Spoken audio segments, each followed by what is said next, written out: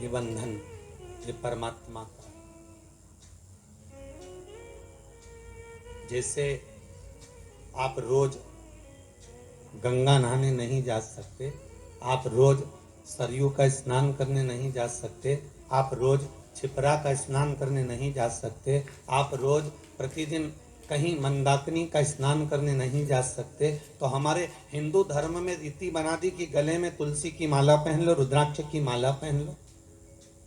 तो क्या तुलसी और रुद्राक्ष पहनने से होगा क्या? तो हमारे यहाँ शास्त्र वर्णन करता है कि हम गले में जब तुलसी की माला धारण करते हैं, हम गले में जब रुद्राक्ष की माला धारण करते हैं, एक लोटा भरा हुआ पानी भी अगर हमने अपने शरीर पर डाला तो वो तुलसी और रुद्राक्ष से होकर जब इस श्री विग्रह पर, जब इस शरीर पर जाता है, वो पानी तुलसी का लगा हुआ, वो रुद्राक्ष का लगा हुआ जल जब इस शरीर पर जाएगा तो हमें गंगा, यमुना, सरयू, सरस्वती सबके स्नान का पुण्य एक साथ प्राप्त हो जाएगा। मात्र उस जल का स्पर्श हो जाने पर, तुलसी के जल का, रुद्राक्ष के जल का मात्र अपने ऊपर सींचन ही हो जाने पर वो फल की अनुभूति हो जाती है, वो फल प्राप्त हो जाता है।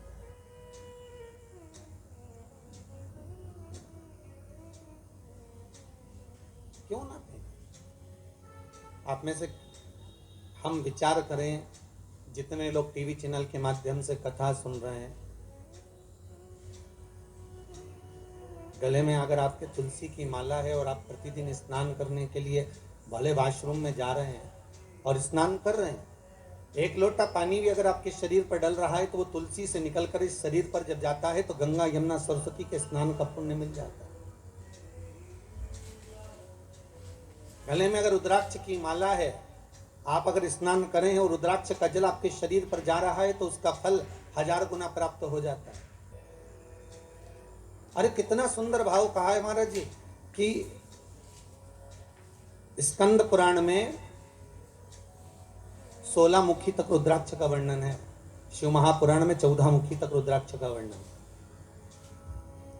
शिव महापुराण और स्कंद पुराण कहती है कि मात्र अगर रुद्राक्ष का जल ही, केवल एक रुद्राक्ष का, अगर असली रुद्राक्ष अगर आपके पास में है और उसको पानी में गलाया गया है और उसका जल ही अगर हम आचमन कर लिया तो उससे भी हजारों रोग हमारे समाप्त हो जाते हैं। मात्र रुद्राक्ष का जल का आचमन ही कर लेने पर वो औषधि का कार्य भी कर जाता है, वो आनंद की अनुभूति भी कर जाता है।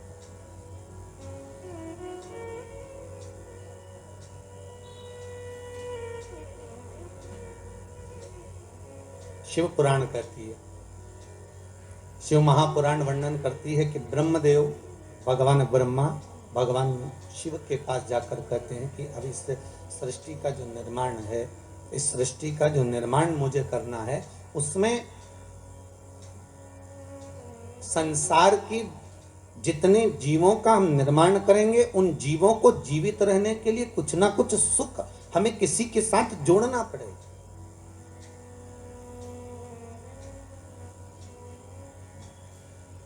और जब तक हम इन सुख को जोड़ेंगे नहीं तब तक वो जीवित नहीं। जैसे मछली को बनाया तो सबसे पहले जल से पूछा गया, हे जल नारायण आप बताओ, हम मछली बना रहे हैं, आप इसको साथ दोगे?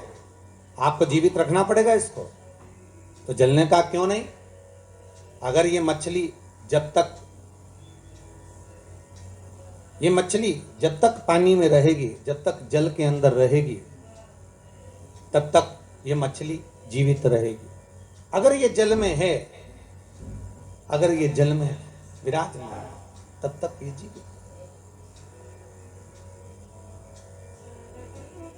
बस इससे निवेदन केवल इतना है कि ये मछली जल से दूर ना जाए। मेरा संग अगर इसके पास में है, मेरा साथ अगर इससे जुड़ा हुआ है, तो ये फिर मरने वाली नहीं है, ये पक्का है।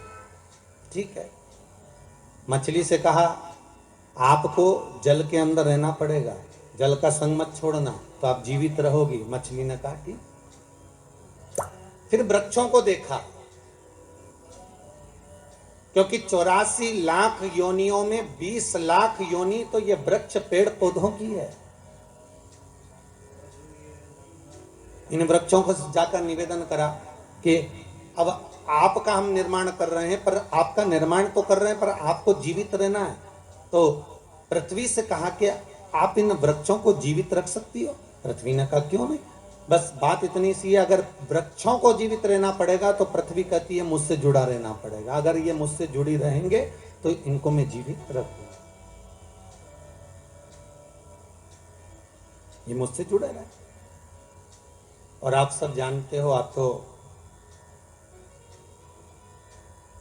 पांडेतारा के इस गांव में निवास भी करते हो और अपनी प्रकृति को स्मरण भी आप करते हो, तो आप सबको ये मालूम भी होगा कि पृथ्वी से जब तक वृक्ष जुड़ा रहता है तब तक वो जीवित रहता है, और पृथ्वी से जैसे ही वृक्ष निकल जाता है, उसकी जड़ें छूट जाती है, वैसे ही वो भी वृक्ष सूख जाता है, फिर उसका कोई महत्व नहीं रहता, फिर वो सूख, उसका महत्व समाप्त हो गया। फिर मनुष्य बनाया, मानव का शरीर का निर्माण करा। तो मानव शरीर का जब निर्माण करा तो ब्रह्मदेव ने डायरेक्ट जाकर भगवान देवाधिदेव महादेव से निवेदन करा, भगवान शिव से, हर हर महादेव। भगवान शंकर ने पूछा क्या बात है ब्रह्मा जी, आज तो आप हमारे पास में आए हो क्या गया ऐसा, कैसे आना होगा?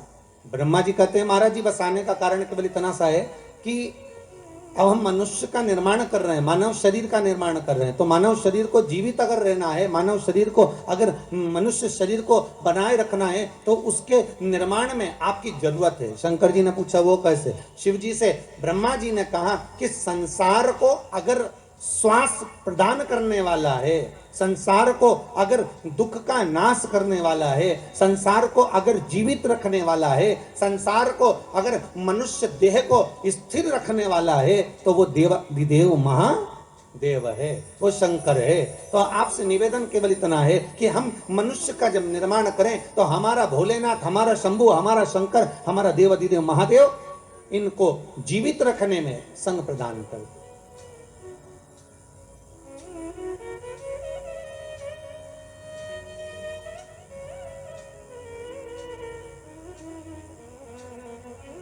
इनको जीवित रखना है। अगर मनुष्य को जीवन दान दिया है तो ब्रह्मा जी कहते हैं कि शंकर आप ही दे सकते हैं।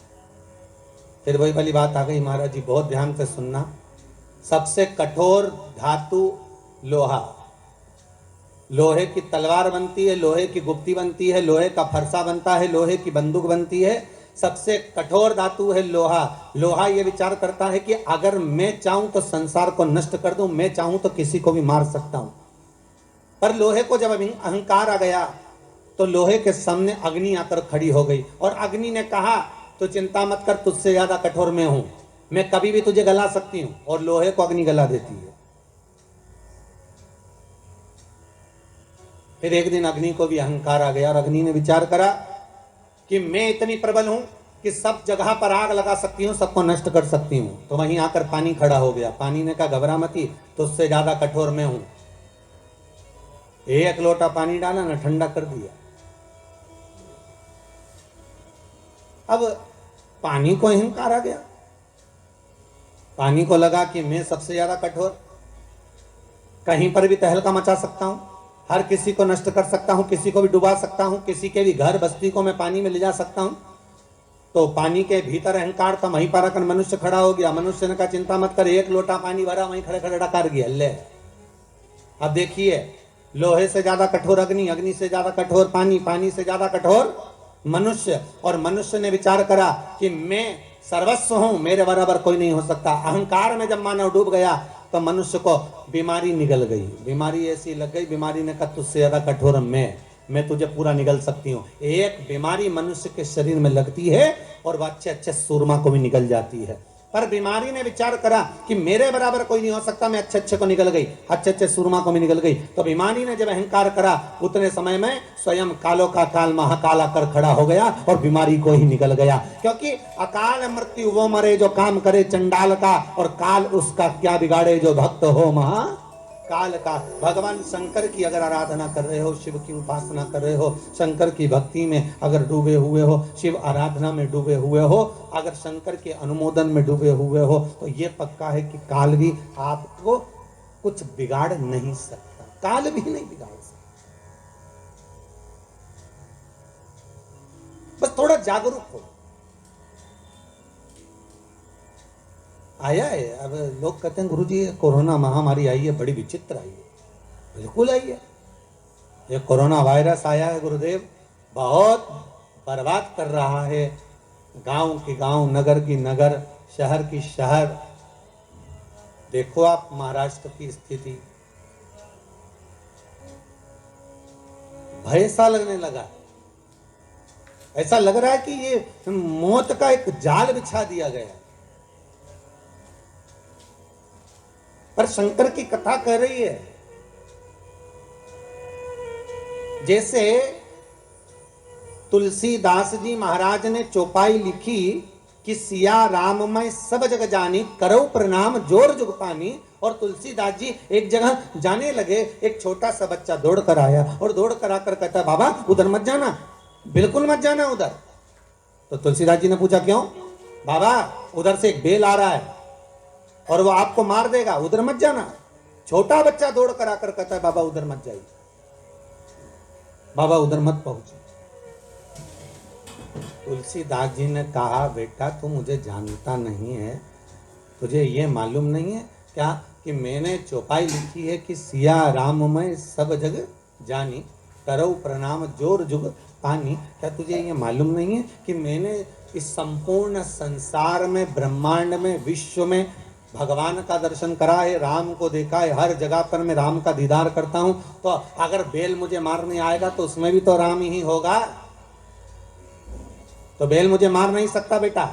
और बच्चे को समझाकर तुलसीदास जी आगे बढ़ गए। सामने से बेल आया, तुलसीदास जी को सींग पर उठाया, पटक दिया, पांव से रोंदा चले गया। तुलसीदास जी दौड़ते हुए आए, घाट पर बैठकर उन्होंने कलम उठाई और चौपाई काटने लगे। जैसे ही चौपाई काटने लगे तो हनुमान जी सामने आकर खड़े हो गए। हनुमान जी ने पूछा, तुलसीदास क्या कर रहे हो? तुलसीदास जी बोले, रामायण की चौपाई काट रहा हूं। कौन सी? सिया राम मैं सब जगह जानी, मैंने सब में राम देखा, हर एक में मैंने राम का दर्शन करा, इसलिए उस चौपाई को मैं काट रहा हूं। क्यों काट रहे हो? कि जब मैंने सब जगह राम को देखा, बेल में भी राम देखा, तो बेल ने मुझे क्यों मारा? हनुमान जी बोले, रे तुलसीदास, तूने बेल में राम को देखा और वो बच्चा बोलने आया था कि उधर मत जा, तो उसमें राम नहीं देखा? राम तो उसमें भी था ना। जब बच्चा बोलने के लिए आ रहा है कि उधर ना जाइए, तो क्यों जा रहे हो? कई लोग कहते हैं भगवान नहीं आ रहा बचाने के लिए, क्या शंकर नहीं आ रहा बचाने के लिए? कई लोग कहते हैं भगवान गुरुदेव तुम्हारा शिव कहां गया, तुम्हारा भगवान कहां गया, तुम्हारा प्रभु कहां गया, कहां गए वो राम और कृष्ण, कहां गए शंकर, कहां गए वो देवता? हम कहते हैं कि बार बार आकर कभी प्रधानमंत्री जी, कभी मुख्यमंत्री जी, कभी कलेक्टर, कभी डीएसपी, कभी एसडीएम, कभी डॉक्टर, कभी पुलिस वाले बार बार तुम्हारे सामने आकर कह रहे हैं कि मुंह पर मास्क लगाओ, सैनिटाइज का प्रयोग करो, हाथ को बार बार धो, सोशल डिस्टेंसिंग बना कर रखो। तो भगवान का ही तो रूप रख कर आकर बोल रहे हैं कि मत आप बाहर निकलो, उसके बाद भी तुम सारा नियम तोड़कर वही तुलसीदास जी जैसे कि बेल के सामने चले जा रहे हो, उस कोरोना महामारी में चले जा रहे हो। तो भगवान क्या करेगा? तुम खुद ही आगे बढ़कर ये कार्य करोगे और बाद में भगवान को दोष दो, तो भगवान को दोष क्यों लगे? और जो भय खा रहे हैं, जिनको लग रहा है, कितना सुंदर कहा महाराज, एक सुंदर एक व्हाट्सएप पर एक न्यूज थी कि आधे से ज्यादा लोग वायरस के उस लगने पर बीमार हुए वो अपनी जगह पर हैं, पर दुनिया के लोग जो मर रहे हैं वो टेंशन में मरे जा रहे हैं कि ये हम अब होगा क्या, अब होगा क्या। अरे भगवान के भरोसे छोड़कर भगवान शिव का गुणगान करो, स्मरण करो। किसी बच्चे ने एक बहुत सुंदर मैसेज किया है सीहोर, उस मैसेज को भेजा गया, समीर जी ने यहाँ भेजा है कि गुरुदेव से कहना कि शिव महापुराण की कथा लगातार देते रहें, जिससे सारे हमारे मोहल्ले के लोगों का मन अब कोरोना महामारी की ओर से हटकर भगवान की कथा में लग जाता है तो थोड़ी देर चैन की नींद आ जाती है, नहीं तो रोज वही की वही कथा, वही की वही कोरोना कोरोना चलता रहता है। तो इससे जागरूकता बने, अब जागो, मौका मिल रहा है स्मरण करने का। भय ना खाइए, डरिए ना, बस थोड़ा सा व्यवस्था बना कर चलिए। जपते रहो श्री शिवाय नमस्तुभ्यम, जम के बोलिए श्री शिवाय नमस्तुभ्यम। फिर एक बार बोलिए श्री शिवाय नमस्तुभ्यम। ये शंकर का मूल मंत्र है, या ओम नमः शिवाय जब ये पंचाक्षर मंत्र है, या मर्जी पड़े आपकी तो महामृत्युंजय का अनुष्ठान कर लीजिए, स्मरण कर लीजिए, पर कहीं मत जाओ, अपने घर में बैठकर भगवत स्मरण में डूबे रहो, शिव कथा करो। ब्रह्मा जी कह रहे हैं भगवान शंकर से, शिव से निवेदन कर, हे भोलेनाथ, हे शंभु, संसार के लोगों को आपको जीवित रखना है,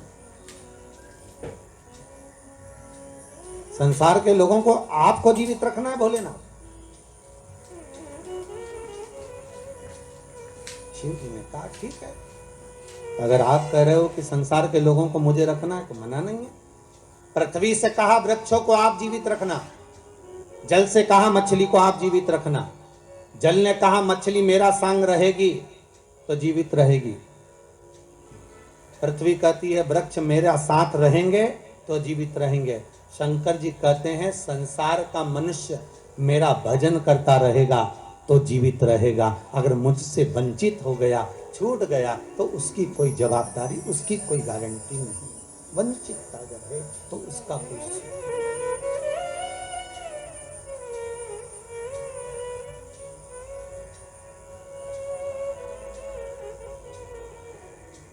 शिव स्मरण करें, शिव का अनुमोदन करें।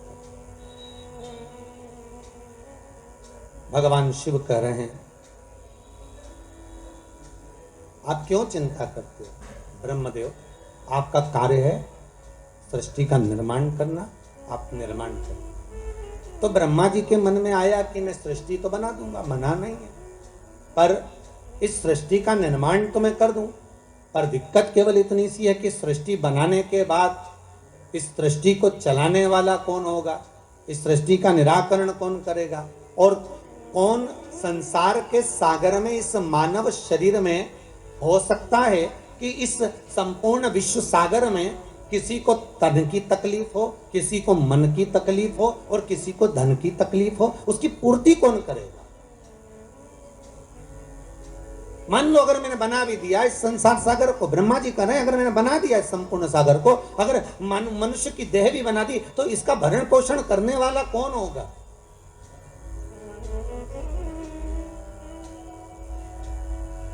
शिव कह रहे हैं ब्रह्मा आप केवल निर्माण करिए,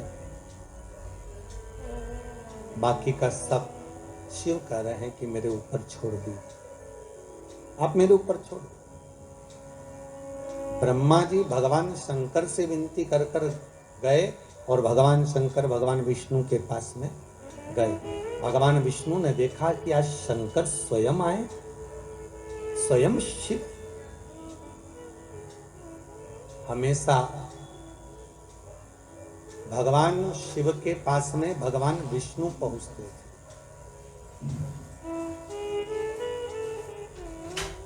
हमेशा। और आज स्वयं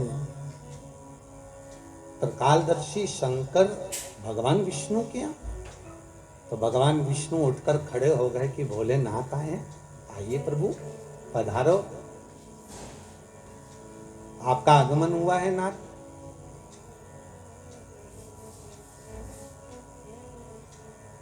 भगवान शंकर जैसे ही सामने पहुंचे तो भगवान विष्णु ने लक्ष्मी जी से कहा, लक्ष्मी संपूर्ण कार्य को छोड़ दीजिए और संपूर्ण कार्य छोड़कर आज भगवान देव अधिदेव महादेव आए हैं, उनके आदर में लग जाइए।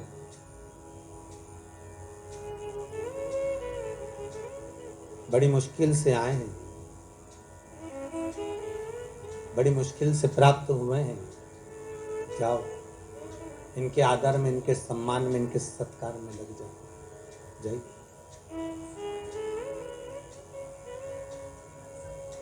लक्ष्मी जी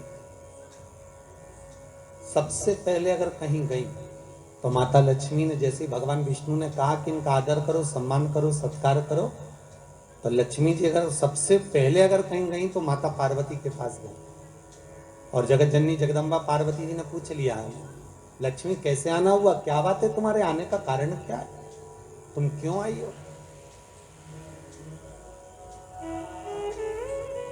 लक्ष्मी जी बोली, पार्वती, आज भगवान भूत भावन भूतेश्वर भगवान शंकर, आज त्रिलोकी का नाथ त्रिकालदर्शी कैलाशी अविनाशी शिव बैकुंठ में आए। पार्वती जी बोली कि शंकर और बैकुंठ,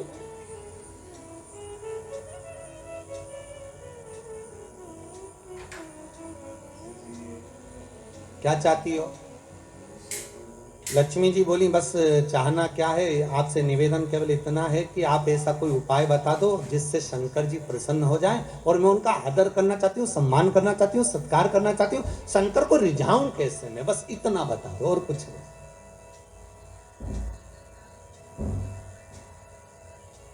मैं भूत भावन भूतेश्वर को रिझाऊं कैसे, मैं शंकर जी को मनाऊं कैसे, बस इतना बता। पार्वती जी के मुख से निकल गया कि एक लोटा पानी भर लो और शंकर जी पे उंडेल लो, शिव जी पे चढ़ा दो, बस शंकर तो राजी हो जाएंगे। इससे ज्यादा शंकर को चाहिए क्या?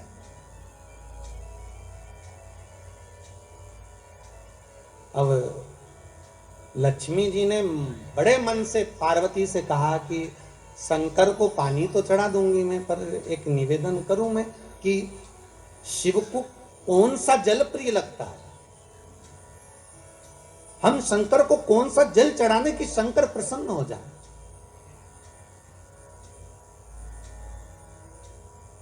पार्वती, तुम्हारे घर में अगर कोई अच्छा जल रखा हो ना तो एक पात्र भरकर हमको दे दीजिए, तो हम शिव जी को चढ़ा देंगे।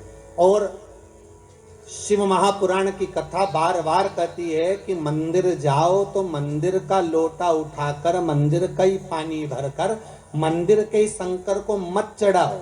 शिव महापुराण कहती है अगर शंकर को जल चढ़ाना है तो अपने घर का जल लेकर। किसके घर का जल? अपने घर का, दूसरी जगह का नहीं।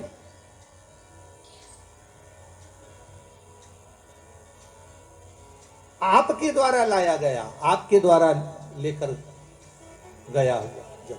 अब पार्वती जी से लक्ष्मी जी ने एक लोटा पानी मांग लिया और वो जल ले जाकर लक्ष्मी जी जैसे ही पहुंची बैकुंठ में, भगवान शंकर को देखा, शंकर जी को देखकर लक्ष्मी जी ने एक लोटा पानी शिव जी पे डाल दिया।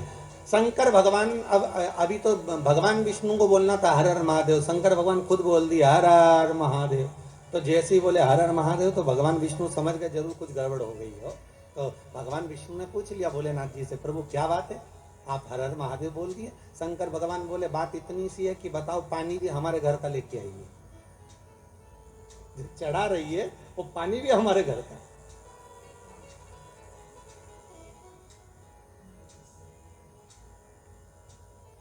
अरे कभी कंस के जन्म की कथा सुनी होगी आप लोगों ने भागवत जी में कि कंस का जन्म क्यों हुआ।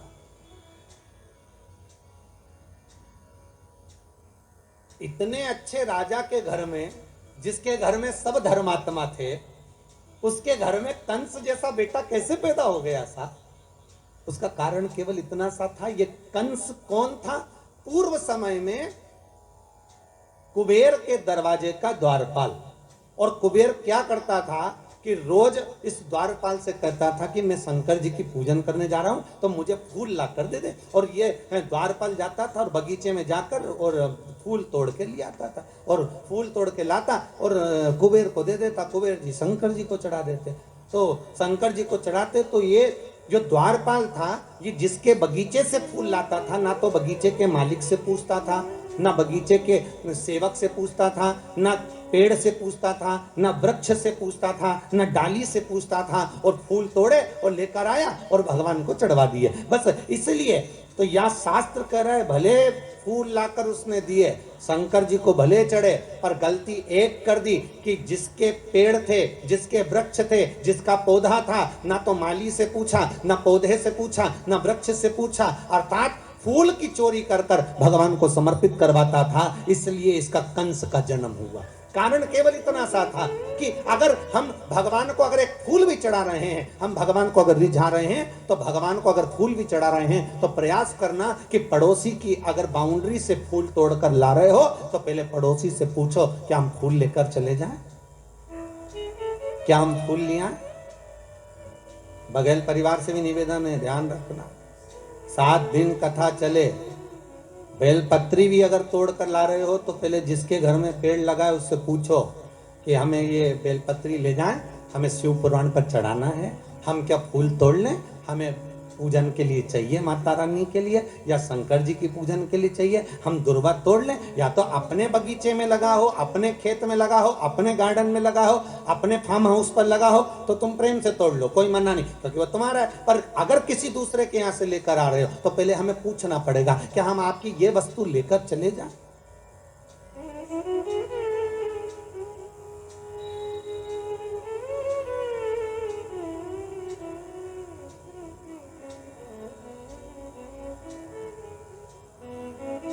उसे पूछना पड़ेगा। अब ऐसे तो एक माताजी की चप्पल खो गई और माताजी ने कहा गुरुजी हम तो तुम्हारी कथा सुनने आए थे और हमारी चप्पल चोरी चली गई। मैंने कहा अच्छा है, भगवान ने कृपा कर दी, तेरे वैसे ही समय बेकार चल रहा था, तेरा शनि राहु केतु दूसरा ले गया, अच्छा भगवान ने बड़ी कृपा करी तेरे ऊपर। फिर तुम कैसे गई? आओ हम दूसरे की ले गए। मैंने कहा हे भगवान, खुद का शनि गया था, दूसरे का केतु पकड़ लाई।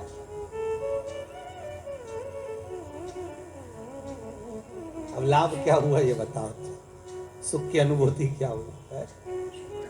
हमें नहीं चाहिए। हम अगर भगवान को रिझा रहे हैं ना महाराज, तो शिव महापुराण की कथा कहती है अगर भगवान को रिझा रहे हो, तुम्हारे पास में कुछ है तो ठीक है, नहीं है तो ठीक है। शंकर को एक लोटा पानी हो तो चढ़ा दो, घर का हो तो चढ़ा दो, अगर पानी भी नहीं है तो शिव को रिझाने के लिए 3 बार ताली बजा दो, चल जाएगा। इतना भी नहीं है तो बेलपत्र चढ़ा दो, बेलपत्र भी नहीं है तो शंकर पे चढ़ी हुई बेलपत्र उठाकर धोकर वापिस शंकर को चढ़ा दो, और बेलपत्री भी नहीं है तो शंकर को प्रणाम कर लो। इतना भी नहीं कर सकते कि मंदिर के अंदर भी नहीं जा सकते तो मंदिर के दरवाजे को प्रणाम कर लो, मंदिर के दरवाजे को भी प्रणाम नहीं कर सकते तो मंदिर के शिखर को प्रणाम कर लो। शिखर दर्शनम सर्व पाप नाशनम, बस इतना भी कर लिया और ये भी नहीं कर सकते तो शिव महापुराण की कथा कहती है भूल से भी शंकर के मंदिर के सामने से निकल कर चले जाओ तो भी शंकर करुणा कर देता है, तो भी शिव कृपा कर देता है। मात्र निकल कर जाने पर भी शिव की करुणा, शिव की कृपा हो जाती है। मात्र उसके दरवाजे के सम्मुख से निकल कर चलेगा वही सुख हो गया।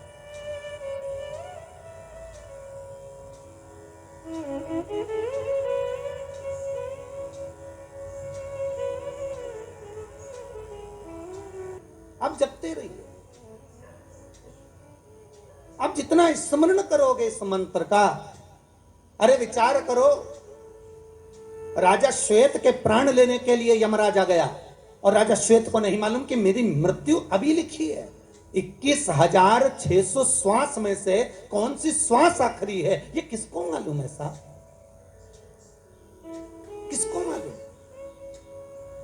कौन सा दान, कौन सा पुण्य, कौन सा भजन, कौन सा संकीर्तन, कौन सा मंत्र जाप हमारे कब काम आ जाए ये किसी को नहीं मालूम। एक राजा के मन में आया कि मैं राजा हूं पर मुझे ये नहीं मालूम कि मरने के बाद होता क्या है, मेरे को जानना है कि मरने के बाद क्या होता है। तो राजा ने अपने मंत्रियों को बुलाया कि तुम मरो और हमें खबर दो। तो मंत्री ने सोचा हम बताओ मर जाएंगे तो खबर कौन देगा, नहीं हमें मालूम करना है कि मरने के बाद क्या होता है, हमें तो उसकी खबर चाहिए। अब नगर में एक बहुत कंजूस व्यक्ति रहता था, उसने सोचा पैसा खूब मिलेगा, राजा बोल रहा मुंह मांगा धन दिया जाएगा जो ये बता दे कि कब्र के अंदर मरने के बाद क्या होता है, अंदर कब्र के अंदर मरने के बाद क्या होता है। तो उस कंजूस ने सोचा एक काम करते हैं, पैसे के चक्कर में पैसा तो मिल जाएगा ना, एक काम करते हैं राजा से कह देते हैं कि मुझे कब्र में दफना दो, जैसे एक मुर्दे को लेकर जाते हैं वैसा मुझे लेकर जाओ और कब्र के अंदर मुझे दबा, ठीक है। फिर मैं आपको 7-8 दिन बाद बता दूंगा कि अंदर हुआ क्या। बस थोड़ी सी सरंग छोड़ देना, उसमें से हवा अंदर आती रहे, मैं फिर 10 दिन बाद बता दूँ। ठीक। राजा ने कहा कर दो। कंजूस ने सोचा मुंह मांगा धन मिलेगा।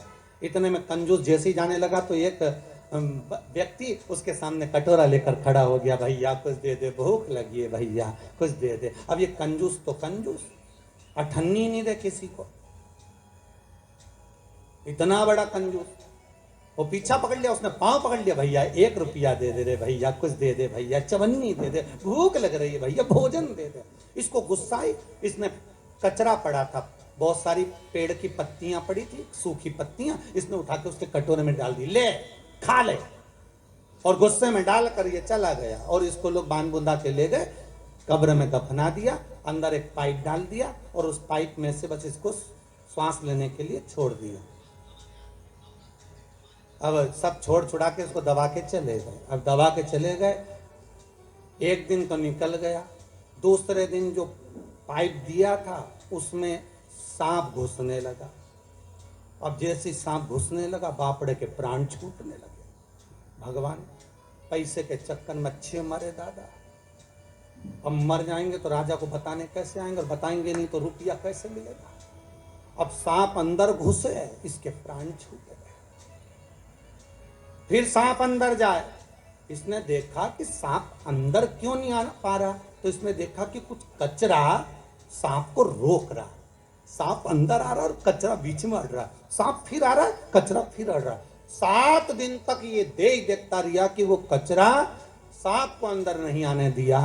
7 दिन बाद इसको निकाला गया, राजा के सामने खड़ा किया गया। राजा ने पूछा बताओ क्या होता है कब्र में मरने के बाद।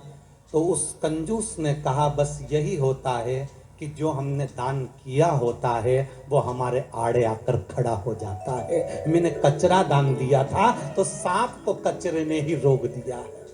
हमने जो दान दिया, हमने जो पुण्य दिया, हमने जो सत्कर्म करा। आप लोग जो गौ माता के लिए दान देते हो, ब्राह्मण भोज के लिए दान देते हो, आजीवन भोजन भंडारे के लिए दान देते हो, मंदिर निर्माण के लिए दान देते हो, सत्कर्म के लिए और दान देते हो, किसी के लिए आप पुण्य का कार्य करते हो, तो वो पुण्य तुम्हारा दान, तुम्हारा भजन, तुम्हारा कीर्तन, तुम्हारा मंत्र जाप, जो शिव महापुराण की कथा आप सुन रहे हो, जो मंत्र का स्मरण आप कर रहे हो। जैसे भी पांडे जी बोले कि श्री शिवाय नमस्तुभ्यम मंत्र ऐसा मिल गया कि वो मंत्र मेरा जीवन संवार दिया। जिस मंत्र को आप जप रहे हो वो साधारण नहीं हो सकता, जो आप दान कर रहे हो वो साधारण नहीं हो सकता, जो पुण्य कर रहे हो वो साधारण नहीं हो सकता। ना जाने तुम्हारा दान, तुम्हारा पुण्य, तुम्हारा सत्कर्म कब तुम्हारे सामने आकर खड़ा हो जाए और तुम्हारे आड़े आकर सम्मुख में आ जाए और तुम्हारे जीवन को बचा ले। इससे बढ़कर कोई सुख नहीं हो सकता। इसलिए बारंबार जपते रहे श्री शिवाय नमस्तुभ्यम, ये मंत्र का जाप नित्य करते रहो, स्मरण में डूबे रहो। ये भाग है हमारा, ये पुण्यता है। आज शंकर भगवान स्वयं करें हर हर महादेव। भगवान शिव ने जैसी हर हर महादेव बोला तो पूछ लिया कि हर हर महादेव भगवान आप बोल रहे हो। भगवान विष्णु ने पूछा कारण क्या है। भगवान बोले कारण केवल इतना सा है कि दूसरी जगह का जल लाकर चढ़ाया, लक्ष्मी अंदर से लाकर 1 लोटा पानी चढ़ाती तो मुझे सुख मिल जाता। मुझे नहीं चाहिए भाई। शंकर की सारे देवी देवताओं को तो लड्डू भी चढ़ाओ, चुंदड़ी भी चढ़ाओ, आभूषण भी चढ़ाओ। शंकर जी को तो बेलपत्री चढ़ाओ, फूल चढ़ाओ, पानी चढ़ाओ। नी भी हो तो 3 बार ताली बजाया, वो भी नी बने तो हर हर महादेव बोल दो, उतने में शंकर राजी हो जाते हैं। इससे बढ़कर कृपालु और काम मिलेगा ये बताओ। अरे वो चोरी करने के लिए चोर गया शंकर जी के मंदिर में और चोरी का सामान नहीं था, उजाला करने के लिए कोई वस्तु नहीं थी, तो खुद का कपड़ा जलाया, त्रिशूल में लपेट कर आग लगा के चारों तरफ देख दिया चोरी का सामान। और शंकर भगवान प्रसन्न हो गए, मांग तुझे क्या चाहिए।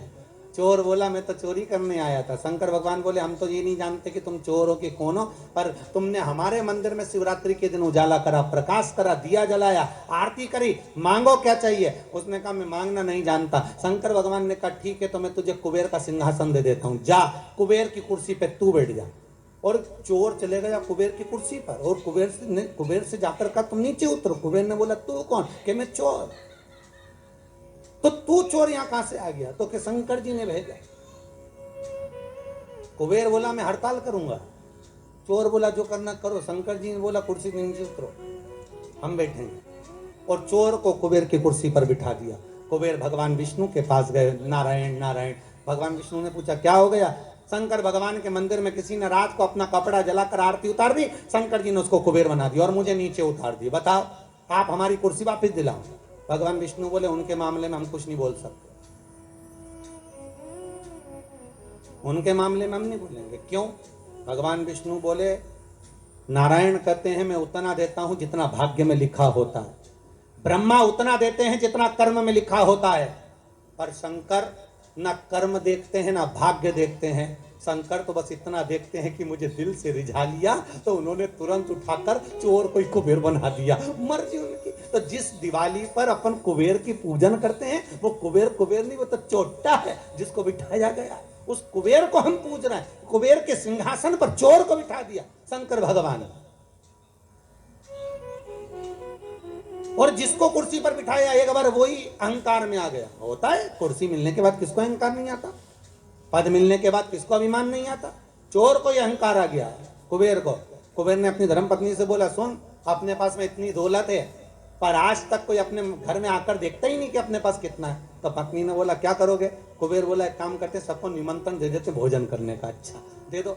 सारे देवी देवताओं के घर में निमंत्रण दिया है। सिगरी निमंत्रण, सिगरी निमंत्रण मतलब तुम्हारे यहाँ चूल्हा मत जलाना। सा परिवार, भगवान विष्णु सा परिवार, ब्रह्मा सा परिवार, इंद्र सा परिवार, वायुदेव जलदेव सब सा परिवार, और सबको निमंत्रण दिया। पर शंकर भगवान को भूल गया। जिसने कुबेर का पद दिया था उसी को भूल गया।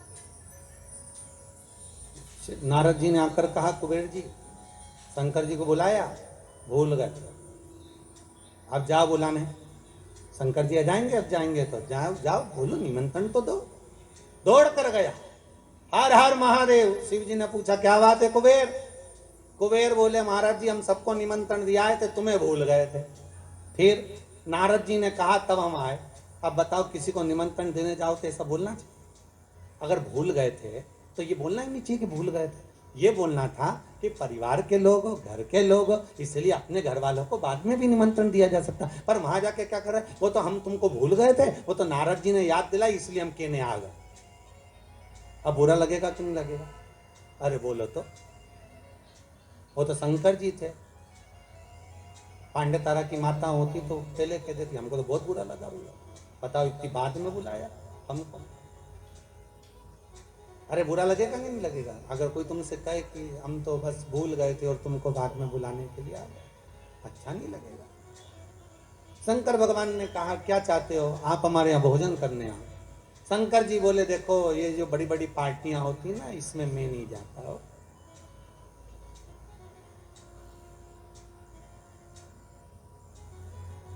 आप में से कितने लोग हैं जिनके घर में शादी होती होगी तो शमशान में पत्रिका देने जाते हो? अरे बोलो तो, कोई जाता है शमशान में पत्रिका देने के लिए? नहीं। शंकर जी बोले भैया इतनी बड़ी बड़ी पार्टियां मैं अटेंड नहीं करता, मैं इतने बड़े बड़े फंक्शन में नहीं जाता, तो तुम्हारे यहाँ हमारे यहाँ किसको भेजोगे? शंकर भगवान बोले एक काम करेंगे, गणेश जी को भेज देंगे। इतने में कुबेर बोला इतना सा गणेश क्या खाएगा?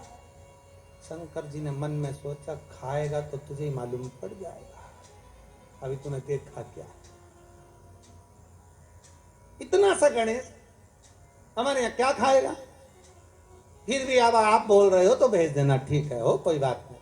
इतने में कार्तिकेय ने जाकर माता पार्वती जी से कह दिया, माँ पिताजी ने बताओ भोजन करने के लिए गणेश जी को भेज रहे हैं, घर का बड़ा बेटा मैं हूं तो मुझे भेजना चाहिए ना। पार्वती जी ने शिव जी से पूछा आपने कार्तिक को क्यों नहीं भेजा? शंकर भगवान बोले पार्वती तू नहीं जानती कि किसको कहाँ भेजना। जब एक ही तारीख की 2-4 शादियां होती है तो किसको कहाँ भेजना है ये घर की अम्मा बोलती है कि बेटा वहाँ चले जाना, बड़ा छोरा वहाँ चले जाना, बड़ी बहू वहाँ चले जाना, छोटा बहू छोटा छोरा वहाँ चले जाना। तो वो घर की जो माँ होती है, पिता होता है ना, वो भेजते हैं। ठीक है, तो शंकर जी ने बोला मेरी मर्जी में क्यों भेज रहा हूँ। जैसे ही गणेश जी आए, शंकर जी ने कहा गणेश हाँ पिताजी, कुबेर के यहाँ भोजन करने जाना है। गणेश जी बोले मुझे मालूम था, इसलिए एक हफ्ते से कुछ नहीं खाया है, एक हफ्ते से नहीं खाया।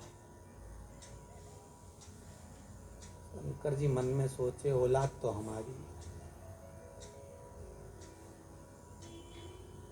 जब जाने की कहीं खुशी होती है ना तो लोगों को भूख नहीं लगती है। गणेश जी ने भी छोड़ दिया था खाना, और जैसे ही शाम को 7 बजे निमंत्रण चालू होना था, गणेश जी पहुंच गए 4 बजे। कितनी बजे पहुंचे? 4 बजे। और जाते सी आवाज लगाए, कुबेर भैया, ओ कुबेर भैया। अब कुबेर जी तो नहीं आए, कुबेर जी की पत्नी आ गई। क्या बात है? गणेश जी बोले भोजन करने आए। अच्छा। कुबेर जी की पत्नी ने कुबेर जी से कहा कि गणेश जी भोजन करने आए, तो कुबेर जी बोले अभी काय को आ गए, 4 बजे से 7 बजे भोजन है, क्या करेंगे अभी से? हमें नहीं मालूम, पर तुम वो अभी से आ गए। तो कुबेर जी बोले एक काम करो कि जितने लोग जिम के जाते जाए उनको जिमा दो, जाने दो, उनको खिलाओ और जाने दो, उनको खिला दो, खिला दिया जाए उनको। ठीक है। गणेश जी के लिए एक चौकी लगाई और चौकी पर श्री गणेश जी महाराज को बिठा दिया। चौकी पर गणेश जी को बिठा दिया, और जैसे ही चौकी पर गणेश जी को बिठाया, गणेश जी से कहा खाओ, थाली लाकर रख दी, भोजन करना प्रारंभ करो। अब गणेश जी ने जैसे ही भोजन करना प्रारंभ किया तो गणेश जी कुबेर जी से पूछे भैया खाएं? हाँ खाइए। भाभी जी खाएं? हाँ हाँ खाइए। और गणेश जी ने जो खाना चालू करा, 33 कोटि देवताओं का भोजन 15 मिनट में निपटा दिया। 15 सब खा गया।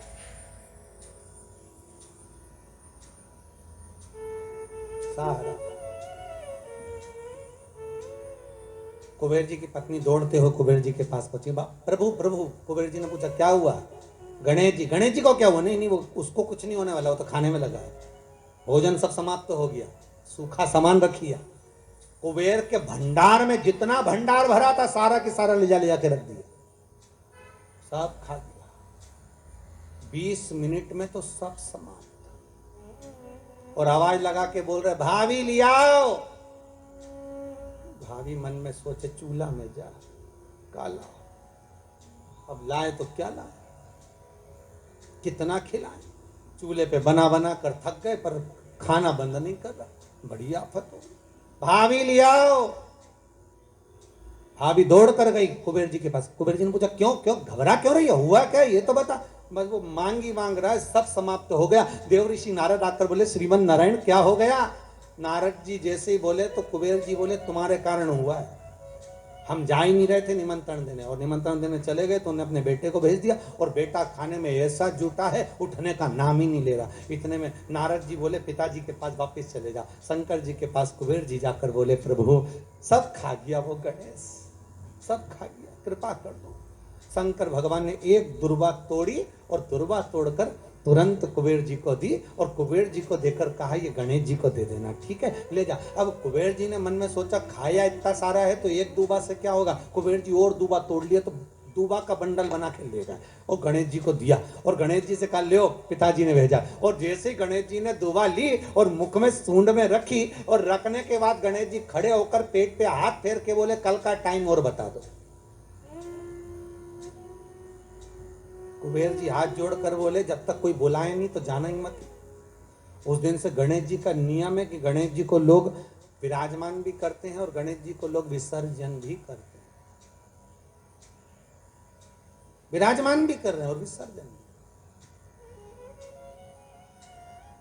अहंकार आ जाता है व्यक्ति को, कभी कभी अभिमतता चरम तक पहुंच जाती है। सब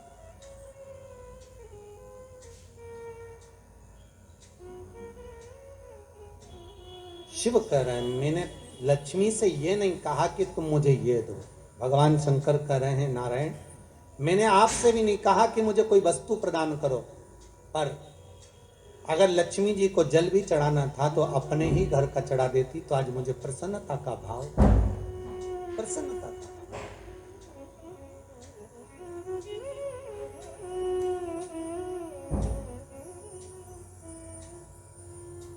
ब्रह्मदेव के कहने पर भगवान शंकर भगवान विष्णु के यहाँ गए। भगवान विष्णु ने आदर सत्कार करा। भगवान शंकर से पूछा भोलेनाथ कैसे आना हुआ है? शिव जी कहते हैं नारायण आने का कारण केवल इतना सा है कि संसार सागर में जब मनुष्य का जन्म होगा, मानव शरीर जब मिलेगा, उस मानव शरीर को अगर मान लो उसने भजन किया ना किया, उसने कीर्तन किया ना किया, उसने मंत्र जाप किया ना किया, उसने स्मरण किया ना किया, तो ऐसा कुछ करा जाए कि उस मनुष्य शरीर से आप रूप ही भगवत का भजन हो जाए, शिव नाम का स्मरण हो जाए, भगवान की भक्ति का प्रतिबिंब स्फुटित हो जाए, कुछ ऐसा किया जाए। ठीक है, तो भगवान बोले क्या कर सकते हैं? तो भगवान विष्णु ने भगवान शिव से कहा, प्रभु ये जो 21,600 श्वास मनुष्य के शरीर से निकलेगी ना, इस श्वास के अंदर आपसे निवेदन है कि आप इसमें समाहित हो जाए, बस इतना सा निवेदन, आप इसमें बस जाए, आप इसमें समा जाए। बहुत ध्यान देना, जब तक श्वास है तब तक शरीर है, जैसे ही श्वास समाप्त हो गई शरीर नहीं रहेगा, शव बन जाए। क्या बन गया? शव, शरीर समाप्त।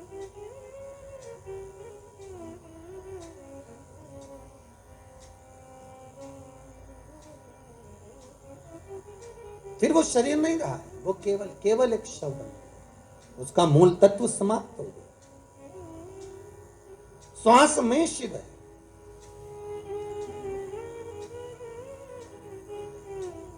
शंकर की कथा कर रही है, ये जो श्वास है शिव कर रहे हैं, इसमें मैं समाहित हो जाता हूं, ओंकार समाहित हो जाता है। इसलिए बार बार आपको फिर निवेदन कर रहे हैं कि देखिए, परमात्मा को हर बार धन्यवाद देना ना भूले, हर क्षण में हर पल में उस परमात्मा को धन्यवाद देते रहो। जरा अखबारों को, टीवियों को खोल कर देखिए, कई जगह आपको मिलेगा कि वहाँ ऑक्सीजन कम पड़ गई, ऑक्सीजन की टंकी कम पड़ गई। जरा विचार करो, एक मरीज को ऑक्सीजन की एक टंकी खत्म हो जाती है, समाप्त हो जाती है, तो पूरा परिवार हॉस्पिटल में खिन्न भिन्न हो जाता है। उस विचार करिए कि उस परमात्मा ने इस प्रकृति को बनाने के लिए कितनी ऑक्सीजन दी होगी और किस तरह से निशुल्क देकर इस संसार सागर में कितनी ऑक्सीजन देकर संसार के लोगों को जीवित रखा होगा। उस परमात्मा को बारंबार धन्यवाद देना चाहिए कि ये तेरी कृपा से हो, ये तेरी दया से हो रहा है, ये तेरी करुणा से हो रहा है, और तेरी करुणा बिना कुछ नहीं हो सकता, ये तेरे द्वारा प्राप्त हो।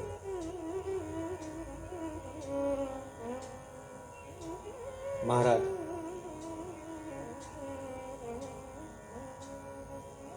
हर पल, हर घड़ी, हर क्षण, हर श्वास में शिव का धन्यवाद दिया। चंचुला देवी ने बारंबार धन्यवाद दिया, बारंबार। चंचुला देवी जिस समय पर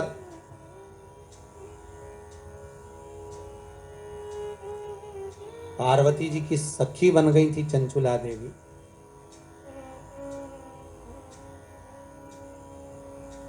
पार्वती जी की सहेली जब बन गई थी चंचुला देवी, बस इतना कर्म चंचुला देवी ने जरूर करा था कि पति का साथ दिया, पति चोरी कर कर लाया, धन ला कर दिया, उसका भोग करा, पर सत्कर्म नहीं कर पाई। चंचुला कभी दान पुण्य धर्म नहीं कर पाई, अपने भोग में लगी रही, अपने भोग में। और जब अपने ही भोग में लगी रही, कोई सत्कर्म नहीं, कोई पुण्य नहीं, चंचुला ने कुछ करा ही नहीं। पर जब प्राण छूट गए, शिव महापुराण की कथा के रस तत्व में डूबने के बाद चंचुला के जब प्राण छूट गए, तब चंचुला देवी पहुंची भगवान शंकर के कैलाश धाम पर, और पार्वती जी की जब सखी बन गई, तब पार्वती जी से बारंबार बस एक बात कहती रही कि कुछ ऐसा कर दीजिए कि मेरा पति जो प्रेत योनि में पड़ा हुआ है, वो प्रेत योनि से मुक्त हो जाए, वो प्रेत योनि से छूट जाए। श्री शिवाय नमस्तु, श्री शिवाय नमस्तु। इतनी कृपा बस कर दो कि वो प्रेत योनि से मुक्त हो, प्रेत योनि से छूट जाए। ऐसी करुणा, ऐसी कृपा, ऐसी दया आप कर दीजिए। ठीक है।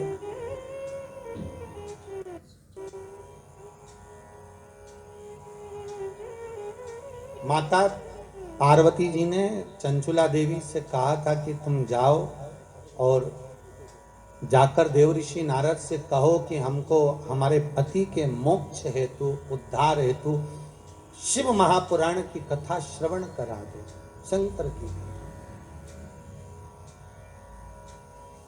देवऋषि नारद ने मना कर दिया था कि मैं शिव महापुराण की कथा नहीं सुना सकता, क्योंकि मुझे श्राप लगा है, मैं एक जगह बैठ नहीं सकता। कथा मेरा मित्र सुनाएगा, तुम रुका।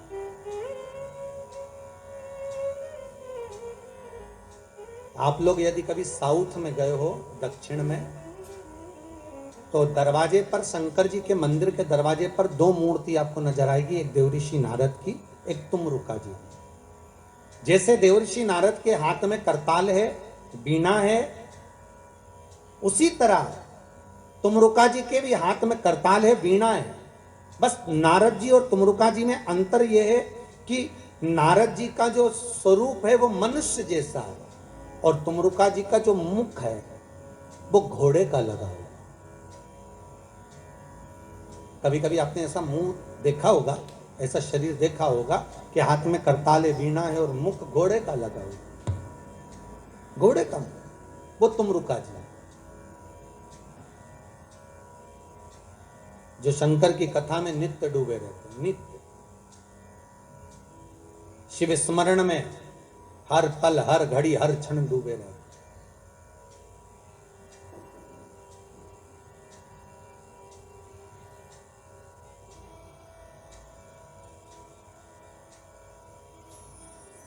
तुमरुका जी से निवेदन करा पार्वती माता चंचुला देवी ने कि आप शिव महापुराण की कथा सुना दो। ठीक है, हम सुना देते हैं, पर बात केवल इतनी सी है कि आप हो वेदव्य, और शिव महापुराण की कथा का जजमान जो होना चाहिए वो अखंड सौभाग्यवती नारी अपने पति के साथ बैठकर शिव महापुराण की पूजन करे, बस इतना ही तो चाहिए।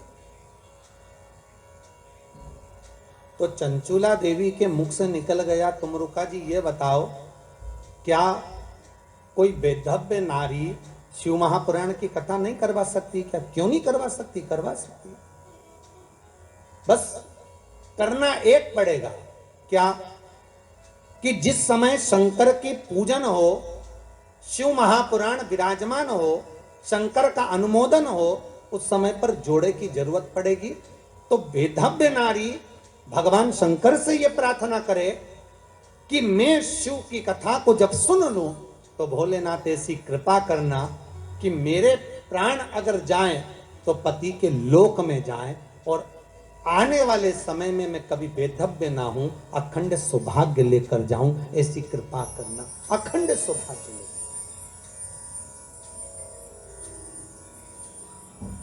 आज हिंदू धर्म में चैत्र के महीने की ये सिंधारा दूज है। आज नवरात्रे की, चैत्री नवरात्रे में जो दूज होती है, इसको सिंधारा दूज कहते हैं। कौन सी दूज कहते हैं? जम के बोलिए। सिंधारा दूज। सिंधारा दूज का मतलब ये होता है कि कल है तीज, जिसको हमारे यहाँ गणगौर तीज कहते हैं। शंकर और पार्वती 16 दिन तक तैयार हुए थे, और तैयार होने के बाद शिव और पार्वती शिव महापुराण के यजमान बनकर जा रहे थे। तो कल का दिन है वो। कौन सा दिन है कल का? गणगौर तीज का दिन, कल का दिन। चैत्र के महीने में जो शुक्ल पक्ष की तीज आती है, वो चैत्री नवरात्रे में जो तीज की तिथि होती है, उस दिन शंकर और पार्वती शिव महापुराण के यजमान बनकर कथा सुनने के लिए गए थे। 16 दिन तक पार्वती और शंकर का श्रृंगार होता है। उसमें से आज का दिन सिंधारा दूज का होता है। क्यों सिंधारा दूज कहते हैं? सिंधारा दूज का मतलब क्या है? क्यों हिंदू धर्म में सिंधारा दूज मनाई जाती है? किस लिए? आज पूरे भारत की भूमि पर कई माताएं हाथ में मेहंदियां लगाती हैं, चूड़ियां पहनती हैं, सुंदर चुनड़ी पहनती हैं, माँ ब्रह्मचारिणी का पूजन करती हैं, माता का आराधना करती हैं, सिंधारा दूज। उसका कारण केवल इतना सा है, सिंधारा दूज का मतलब यह होता है कि चंचुला देवी जब 14 दिन तक शंकर और पार्वती अपने गुफा में से बाहर नहीं निकले शिव महापुराण के यजमान बनने के लिए, तब माता चंचुला देवी ने हाथ जोड़कर मां जगतजननी जगदम्बा को सुंदर वस्त्र, सुंदर चूड़ियां, सुंदर आभूषण माता के चरणों में ले जाकर समर्पित करे थे और कहा, मां इन चूड़ियों को जो मैं दे रही हूं, ये लाल चूड़ी, ये लाल श्रृंगार, ये लाल वस्त्र, जो लाल चूनर जो मैं प्रदान कर रही हूं, मां बस ऐसी कृपा कर दे कि तू इन चूनर को धारण करे और मेरा भी सौभाग्य, मेरा भी सुहाग अमर कर दे, बस इतनी कृपा मेरे ऊपर कर दे। वो सिंधारा दूज का महत्व है, वो सिंधारा दूज का।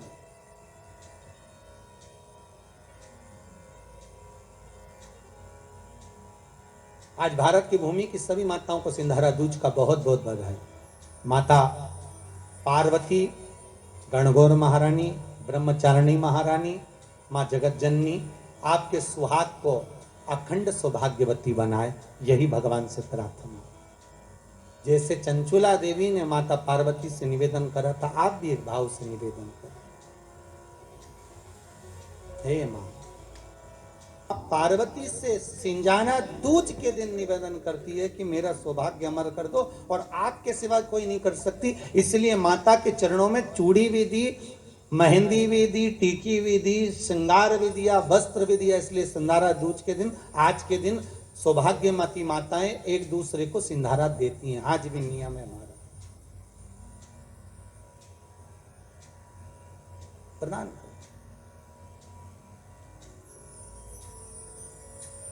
कृपा करो मां। शिव जी कथा का रस तत्व ग्रहण करने के लिए पधारे। तुमरुका जी से जाकर निवेदन करा, तुमरुका जी हम कथा सुनना चाहते हैं। और कथा किसके लिए सुन रहे हैं तुमरुका जी? आपको मालूम है? तुमरुका जी ने पूछा, प्रभु आप कोई भी कार्य करते हो तो जग कल्याण के लिए करते हो, इसलिए मुझे उम्मीद है कि आप जो कथा सुन रहे हो वो चंचुला देवी के पति के मोक्ष के लिए सुन रहे हो। एक बात पहले भी कही, आज फिर कह रहे हैं, पानी में डूबकर मरे हुए व्यक्ति की मुक्ति नहीं होती, सर्प से डसे हुए व्यक्ति को भी मोक्ष नहीं मिलता। तीसरा, स्त्री के हाथ से, नारी के हाथ से मरे हुए व्यक्ति को भी मोक्ष नहीं मिलता। बहुत ध्यान देना महाराज। गरुण पुराण, शिव पुराण, स्कंद पुराण, पद्म पुराण, नर्मदा पुराण और लिंग पुराण, इसमें वर्णन किया गया है कि कुंवारी अवस्था में मरे हुए व्यक्ति को भी मोक्ष नहीं मिलता।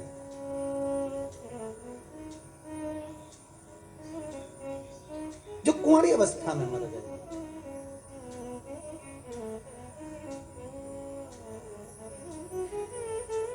बहुत ध्यान देने वाली कथा है, बहुत ध्यान देने।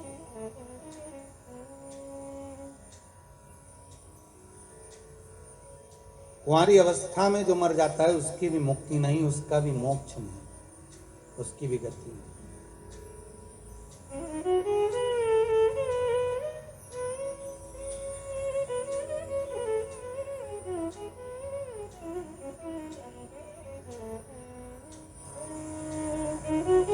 पर भागवत जी में आता है कि राजा परीक्षित को सर्प ने डसा था। आता है कि नहीं आता?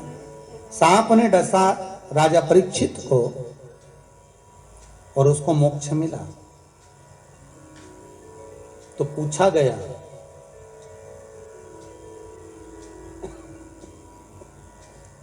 कहा गया कि यदि पानी में डूबकर मरा हुआ मनुष्य सर्प के डसे से मरा हुआ स्त्री के हाथ से मरा हुआ, इनकी मुक्ति नहीं है। तो फिर तक्षक नाग के डसे से वो परीक्षित जो मरा, उसकी गति कैसे होगी? बहुत बड़ा प्रश्न है और बहुत सुंदर संवाद इसका। शास्त्र कहता है कि वो परीक्षित जिसको तक्षक नाग ने डसा है, सुखदेव जी महाराज कौन है? सुखदेव कौन है? जिन्होंने शंकर भगवान माता पार्वती को अमर गुफा में बैठकर अमर कथा श्रवण करा रहे हैं।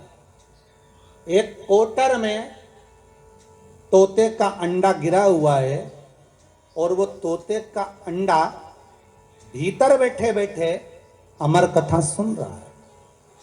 वो तोते का बच्चा, जब पार्वती को निंद्रा लग गई तो तोते के बच्चे ने हुंकारा भरा।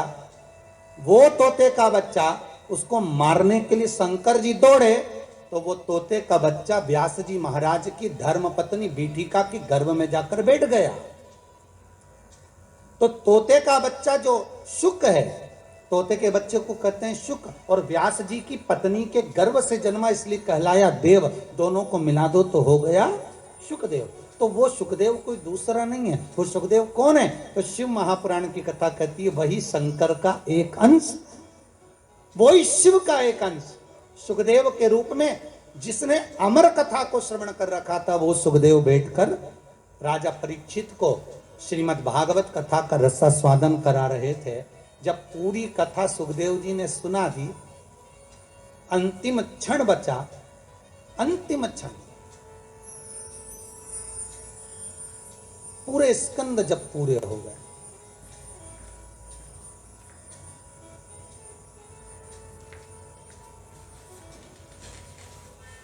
श्रीमद् भागवत के जब 18,000 श्लोक पूर्ण हो गए, अंतिम क्षण में राजा को कह दिया सुखदेव जी महाराज ने कि अब सांप आने वाला है, तुझे डसेगा, 7 दिन पूरे हो रहे हैं, जल्दी से गंगा जल से मुझे तिलक कर दे, गंगा रेती का दान कर दे तो मैं चले जाऊं। तो परीक्षित ने पूछा कहां जा रहे हो? सुखदेव जी महाराज बोले अब मेरे को जाना होगा क्योंकि सांप आएगा, तुझे डसेगा। तो परीक्षित कहते हैं आप गुरु हो, आपने कथा सुनाई है और सांप मुझे डसेगा तो मुझे तकलीफ नहीं होगी? सुखदेव जी महाराज कहते हैं अगर तूने कथा को सुना है और कथा रसामृत का पान किया है तो तेरी नस नस में भगवान की कथा समाई है, तो तू एक काम कर, तेरे हृदय को जो अच्छा लगे उस नाम के जाप में बैठ जा। तो परीक्षित ने प्रश्न किया, ये बताओ कि कथा भय से मुक्ति देती है ना? हाँ, तो कथा अगर भय से मुक्ति देती है तो अब मुझे सर्प के डसने का भय नहीं है, फिर क्या है? तो भगवान से सुखदेव जी महाराज से राजा परीक्षित कर रहा है, बस बात इतनी सी है कि जब वो सर्प का जहर मेरे शरीर में जाएगा तो मेरे शरीर की रोमावली में कृष्ण समाया होगा, क्योंकि मैंने भागवत सुनी है तो मेरे शरीर में कृष्ण बैठा होगा। बस निवेदन इतना है, वो जहर मेरे कृष्ण तक ना पहुंचे, उसको रोकने का कोई उपाय बता दो। तब सुखदेव जी की आंख में जल भर गया और सुखदेव जी ने राजा परीक्षित से कहा कि अब तू शिव का स्मरण करना प्रारंभ कर दे। और परीक्षित के मुख से शंकर का जब नाम निकला, तक्षक डसा पर जहर उस कृष्ण तक पहुंचने नहीं दिया। इसको कहते हैं वात्सल्यता, इसको कहते प्रेम, इसको कहते स्नेह, इसको कहते करुणता, इसको वात्सल्यता, इसको प्रेम, इसको करुणता कहते, इसको स्नेह।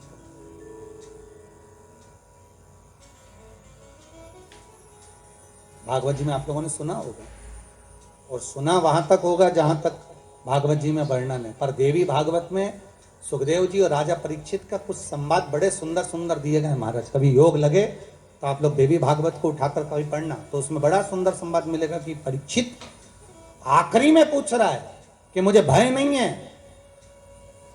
मरने का, भय केवल एक बात का है कि जिस कृष्ण की कथा को मैंने सुना है, जिस कृष्ण के चरित्र को मैंने श्रवण करा, वो कृष्ण मेरी रोमावली में समाया है। वो उस कृष्ण तक इस तक्षक नाग के जहर को मुझे पहुंचने नहीं देना। बस इतनी कृपा कर, वो ना।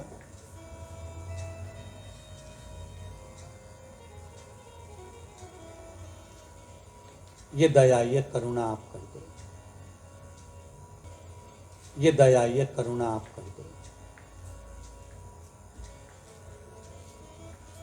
शिव महापुराण की कथा कहती है, 3 तरह से मरे हुए व्यक्ति को मोक्ष नहीं।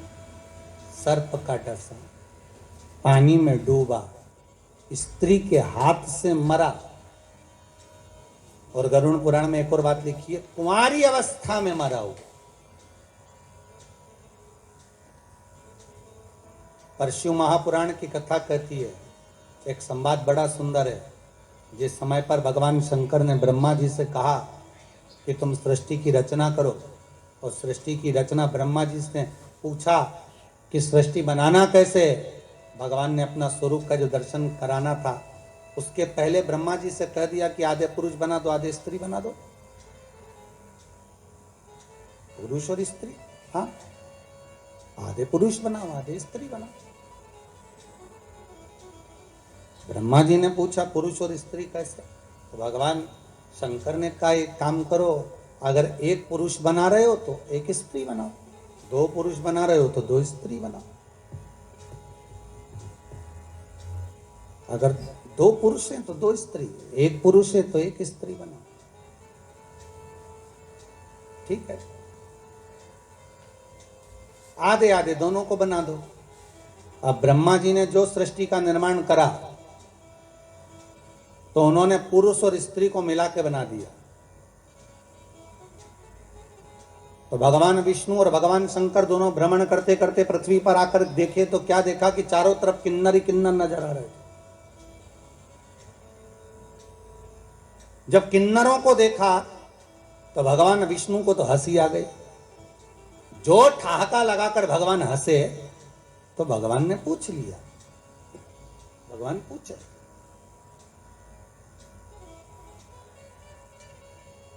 शंकर भगवान ने पूछा, क्यों नारायण, क्यों हंस रहे हो? भगवान विष्णु बोले, भोलेनाथ जी आपको हंसी नहीं आ रही? शिव जी ने पूछा किस बात के लिए? ब्रह्मा जी को बोला था कि स्त्री और पुरुष बनाना, इन्होंने क्या बना दिया? पुरुष और स्त्री को मिलाकर किन्नर बना दिया। किन्नर,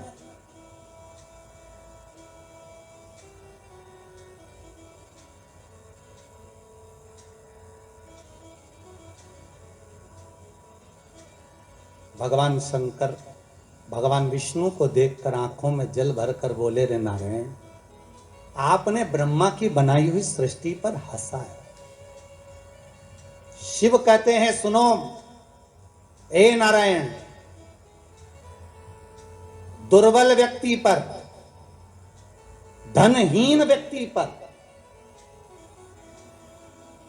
बीमार व्यक्ति पर, शरीर से अपंग व्यक्ति पर, नेत्र विहीन व्यक्ति पर, श्रवण विहीन व्यक्ति पर, मुख बधिर व्यक्ति पर, शरीर से कष्ट भोग रहे व्यक्ति पर,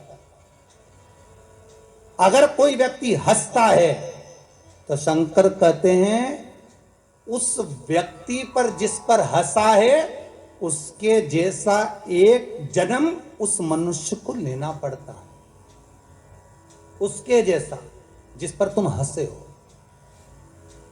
किसी गूंगे पर, किसी विकलांग पर, हस्तविहीन पर, श्रवण विहीन पर, नेत्र विहीन पर, जिह्वा विहीन पर, वाणी विहीन पर, दुर्बल शरीर से हो, कोई शरीर से ज्यादा तगड़ा हो, कोई शरीर से दुर्बल हो, कोई धन से विहीन हो, उस पर देखकर नहीं हंसे। अरे हो सकता है, हमारे यहां तो शिव महापुराण कथा कहती है, कब घोड़े के दिन फिर जाएं ये किसको मालूम है। अब तुम्हें अभी अभी देख लो ना भैया, तुम जाकर प्रतापगढ़ में देखना, इलाहाबाद में देखना, प्रयागराज में देखना, लखनऊ में, कानपुर में, दिल्ली में, मुंबई में, पुणे में, जहां जाकर देखना, एक से बढ़कर एक शोरूम है कपड़े के। पूरे सूरत में, जोधपुर में, जयपुर में एक से बढ़कर एक कपड़े के बड़े से बड़े शोरूम बने। प्रतापगढ़ में जाकर देखना, बड़े बड़े शोरूम बने। हजारों हजारों रुपए के कपड़े उन शोरूमों में टंगे हुए हैं। हजारों रुपए के कपड़े टंगे। पर आज इस कोरोना के 1 साल पहले निकल गया और ये 1.5-2 महीना निकल चले। इस पूरे समय में अंदाजा लगाकर देखना कि वो हजारों का कपड़ा शोरूम में टंगा की टंगा ही रह गया और वो 10 रुपए का मास्क करोड़ों का व्यापार कर निकल गया।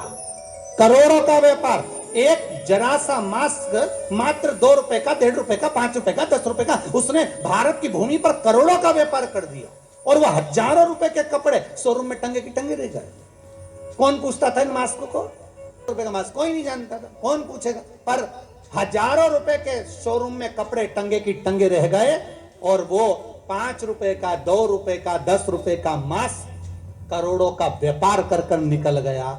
इसलिए याद रखना, कभी किसी पर हंसना नहीं। शोरूम भरे की भरे रह गए और 2 रुपए का मास्क कर रहे हैं। नारायण, तुम अगर इस ब्रह्मा की बनाई हुई सृष्टि पर, इन किन्नरों पर हंसे हो, तो भगवान शंकर ने कह दिया, विष्णु तुमको भी पृथ्वी पर जाकर एक बार किन्नर बनना पड़ेगा। तुम्हें भी एक बार किन्नर बनना पड़ेगा। क्यों हंसो किसी पर? कोई विकलांग है, क्यों हंसना? कोई हाथ के विहीन है, क्यों हंसना? कोई नेत्र के विहीन है, किसी की वाणी शुद्ध नहीं है, किसी की श्रवण शक्ति शुद्ध नहीं है, हो सकता है, क्यों हंसना? बाल्य अवस्था में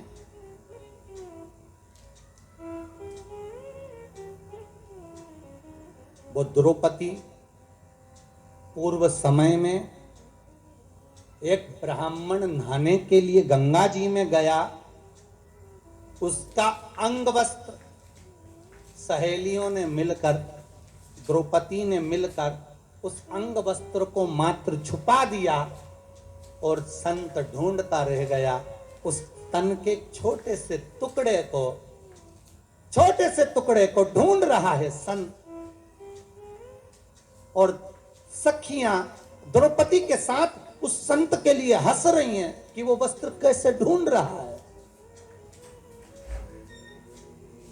संत के मुख से निकल गया, जिसने मेरा ये वस्त्र चुराया है, कहीं ले जाकर फेंका है। बहुत समय के बाद ये वस्त्र मुझे वापस मिला है। किसी ने मेरे साथ छल किया है।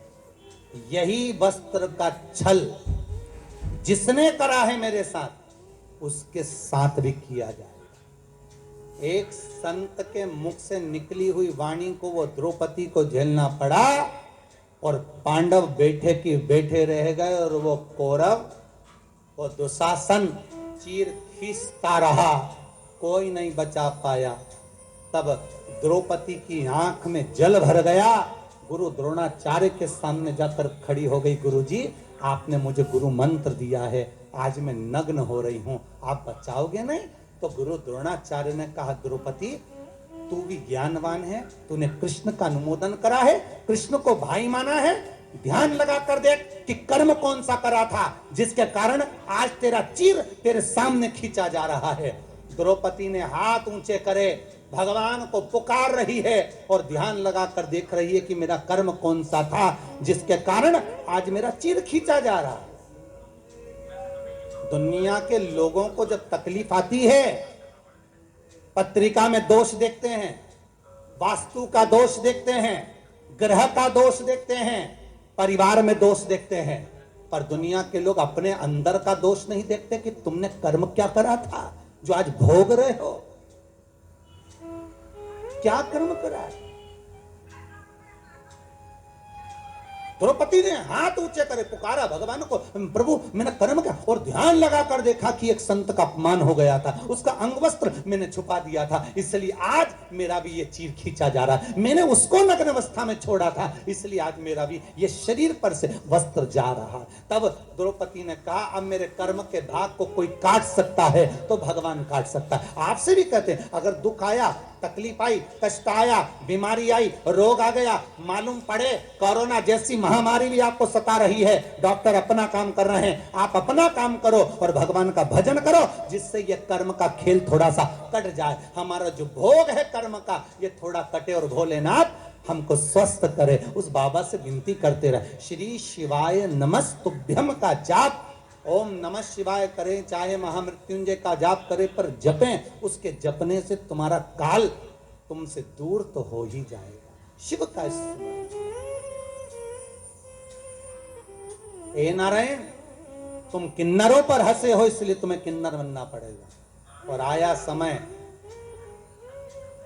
जब द्वापर में भगवान कृष्ण आए,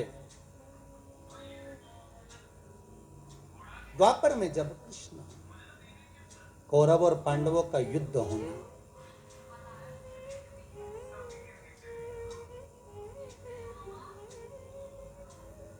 कहां पर हुआ था कौरव और पांडवों का युद्ध?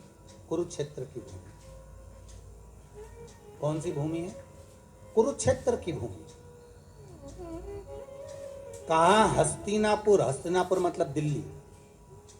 हस्तिनापुर से युद्ध लड़ने के लिए भगवान कुरुक्षेत्र गए। क्यों भैया? हस्तिनापुर में युद्ध क्यों नहीं लड़ा? क्या हस्तिनापुर में जगह नहीं थी युद्ध लड़ने के लिए? थी। और भगवान कृष्ण विचार करते हैं कि युद्ध के लिए भूमि वो होना चाहिए जिस भूमि पर एक दूसरे को मारने और काटने के लिए तैयार खड़े हो।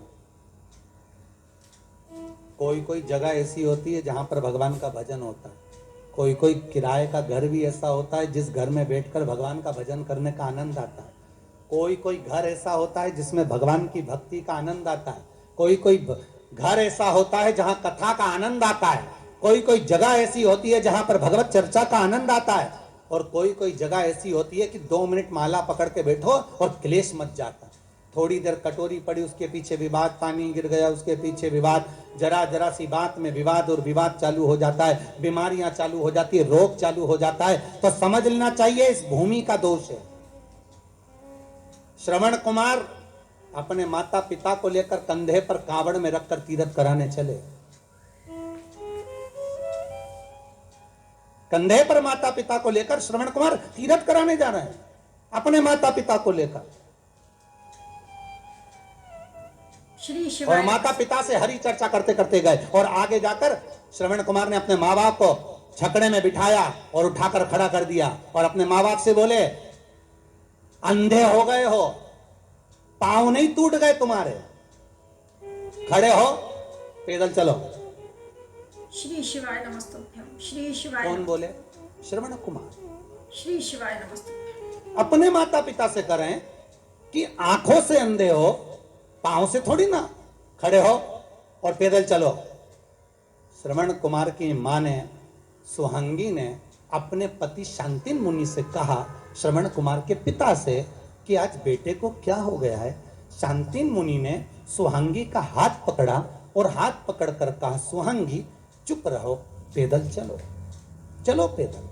श्रवण कुमार ने माँ बाप का हाथ पकड़ा, छकड़े से नीचे उतारकर अपने माँ बाप को पैदल लेकर चले।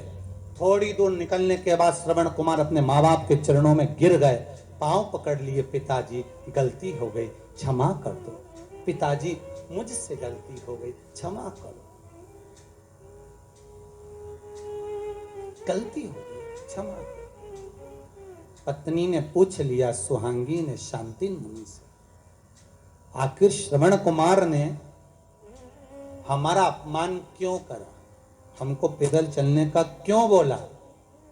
शांतिन मुनि बोले, सुहांगी, जिस गांव में से निकलकर हम जा रहे हैं ना, ये गांव की जो जगह है ना, ये मैं दानव राक्षस की है।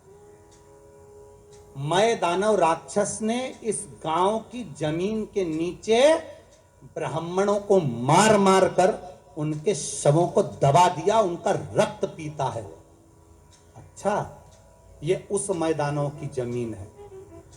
इतना गुस्सा करता था मैदानों, ब्राह्मणों को नष्ट कर देता था।